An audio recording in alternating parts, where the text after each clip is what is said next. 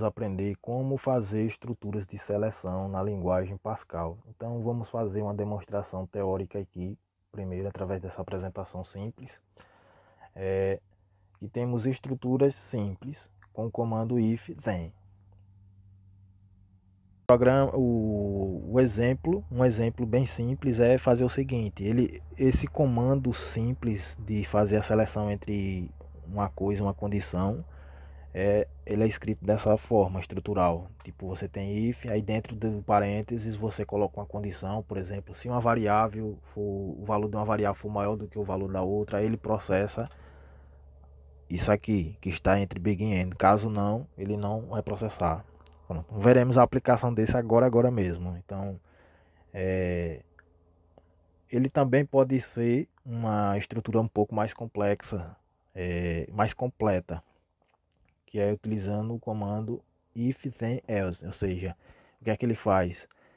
Ele é a mesma coisa do outro, só que ele tem também o lado contrário da condição. Tipo, se alguma condição lógica for verdadeira aqui que eu colocar, ele vai processar essa região aqui, que eu defini para ser todos os comandos que eu colocar dentro dessa região. Então ele vai executar essa e não executa essa segunda.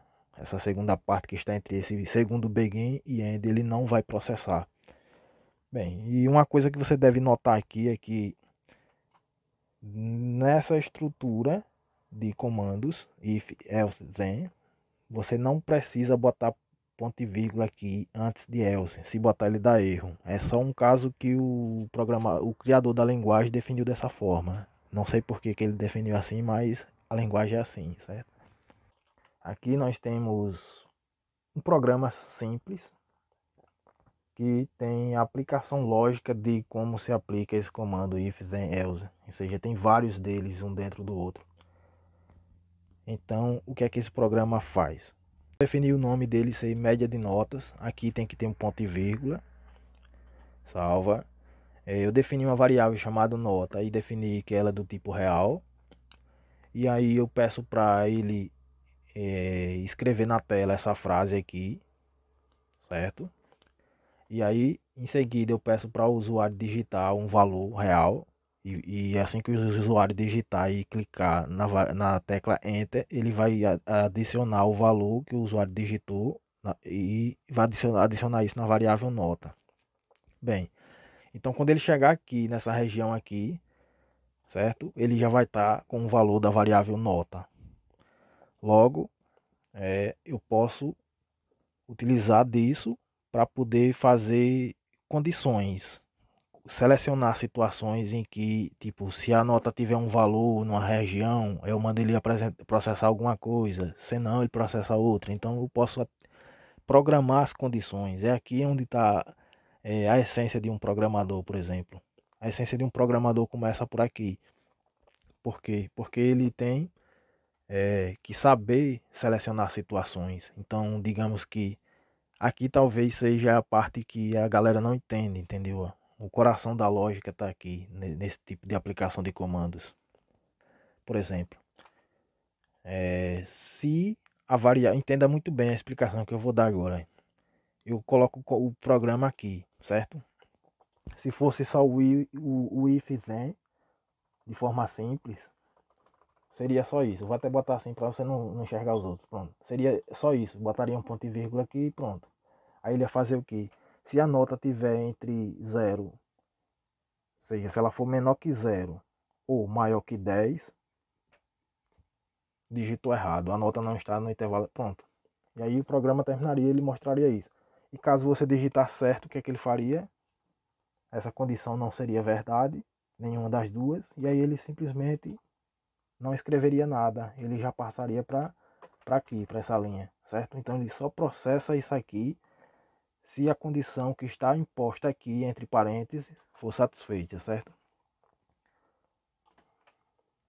Salvar. Então o que é que ele faz?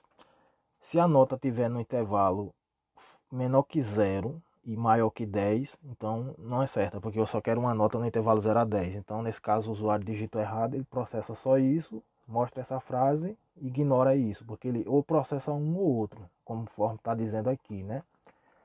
ele só processa a região 1 ou a região 2, certo? Nunca ele processa as duas ao mesmo tempo, porque não tem como as duas condições lógicas serem satisfeitas ao mesmo tempo. Quer dizer, uma condição lógica é ter duas situações definidas ao mesmo tempo. Não tem como. Se o usuário digitou errado, não tem como ele ter digitado certo, entendeu? Então ele só processa uma ou outra. E no caso do usuário ter digitado certo, significa que a nota está dentro dessa região selecionada, de 0 a 10. Se a nota está dentro de 0 a 10, eu posso selecionar regiões dentro dessas regiões de 0 a 10, através de fazer o quê? Aplicar novamente comando de seleção if. Ok, então veja que é mais organizado visivelmente, assim você bater o olho, quando você faz indentação, tipo, bota ele um pouquinho mais para dentro aqui, certo? A linguagem Pascal não tem regra, você pode botar bem lá para dentro, sim, fica a seu gosto. Ou você pode botar aqui, assim, por exemplo, bem coladinho. Mas já imagine que se você digitar todas as linhas, começando logo da primeira coluna aqui da tela, fica meio estranho, você acaba se perdendo, entendeu? Você não sabe quais blocos de comandos estão dentro, pertencendo a uma estrutura. Então, dessa forma como está escrito aí, fica visivelmente mais fácil. Quando você bate o olho, você diz, ah, o que está dentro da parte verdadeira do if é essa, e da parte contrária é isso aqui, certo? E agora você faz o que? Se a nota estiver na faixa de 0 a 10, vamos selecionar para ver. Então nós fazemos, se a nota for maior que 0, ou quer dizer, perdão, maior que 9, maior ou igual que 9, ele escreve essa frase. Se não, é porque ela está entre 0 e 9. Ou seja, ela não é nem 9 nem maior que 9. Maior que 10 ela não pode ser porque senão ele teria só processado essa de cima aqui e não essa de baixo, entendeu? Então você vai matando todas as possibilidades da situação através desse comando if else. Então, se isso acontecer, conceito A. Se não, pronto, pode ser B, C, D. Todas as outras opções estão aqui no restante. Estão dentro do senão. E aí você, se você tem interesse em definir uma condição para selecionar aquela situação que você quer, é só ir aplicando if else e pronto. Ele vai processar alguma delas em algum momento, a depender do valor que foi digitado aqui, certo? Então vamos lá para compilar o programa.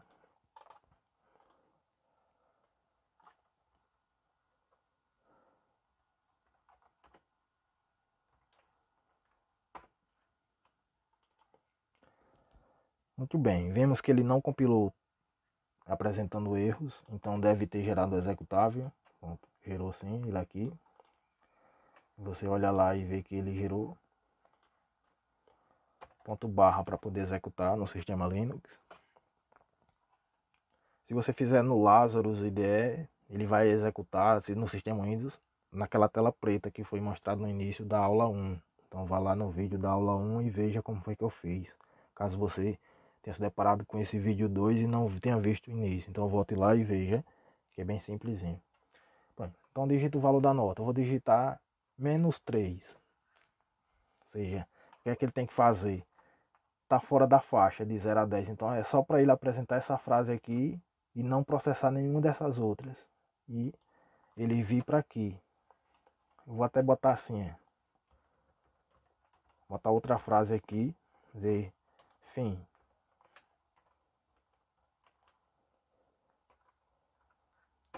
Aí se você está no sistema Windows, provavelmente se você não colocar um readln assim no final, ele vai fechar a janela bem rápido e você não vai ver que o programa foi executado. Então coloque sempre assim.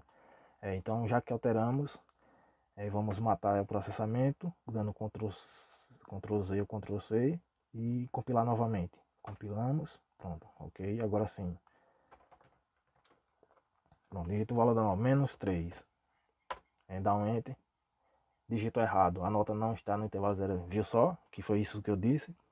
Ele não processa nenhuma dessas outras aqui, processa somente essa, porque a nota foi -3, ela é menor que 10 ou é maior que ela é menor que 0 ou maior que 10, então ela não foi maior que 10, mas foi menor que 0. Então basta uma dessas duas serem satisfeitas, por causa desse operador OR, que ele vai considerar como verdadeira a condição que está entre parênteses e vai processar essa, certo? Que está entre parênteses, esses parênteses aqui, pronto. Basta uma delas ser verdadeira, ele processa somente essa, e o senão não é processado, e aí depois ele passa para essa linha aqui de processamento. Veja que o processamento começa sempre linha por linha, de cima para baixo, certo? Agora vamos executar o programa novamente e vamos colocar uma nota correta, 7. Conceito 6. Viu só?